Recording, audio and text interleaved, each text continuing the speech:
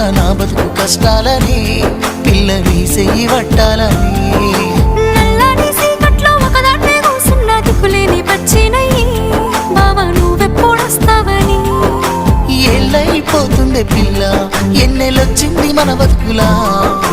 ఏలైపోతుంది పిల్ల ఏలు వట్టంగా వస్తున్నాగా ఇన్నాళ్ళ ఎడబాటు ఎడవాసిపోతుందిలే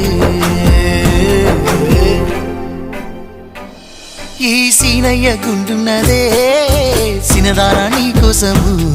ఈ దూరాన్ని చెరుపుతూ తీరాల తెగిరింది అందాల ఈ మానవు